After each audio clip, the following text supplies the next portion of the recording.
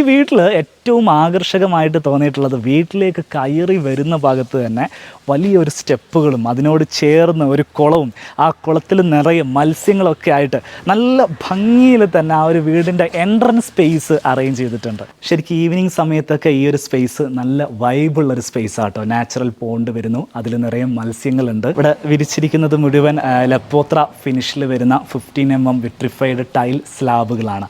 Front ഡോറിൻ്റെ ഡിസൈനിലേക്ക് വരികയാണെങ്കിൽ സിമ്പിളായിട്ട് തേക്ക് വുഡിൻ്റെ ഗ്രെയിൻസ് നന്നായിട്ട് എക്സ്പ്രസ് ചെയ്യുന്ന രീതിയിൽ ഗോൾഡൻ ബീഡിങ്സ് കൊടുത്ത് സെപ്പറേറ്റ് ചെയ്തിട്ടാണ് ഫ്രണ്ട് ഡോർ ഡിസൈൻ ചെയ്തിരിക്കുന്നത്.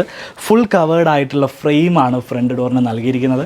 വലിയൊരു ഹാൻഡിൽ ബാർ നൽകിയിരിക്കുന്നത്, അതൊരു ഗോൾഡൻ ഫിനിഷ് വരുന്ന ഹാൻഡിൽ ബാറാണ് നൽകിയിട്ടുള്ളത്. ഇവിടുത്തെ ലോക്ക് ഡിജിറ്റൽ ലോക്കാണ് നൽകിയിട്ടുള്ളത്. യെയിൽ എന്ന് പറയുന്ന കമ്പനിയുടെ ഡിജിറ്റൽ ലോക്കാണ് നമ്മൾ കാണുന്നത്.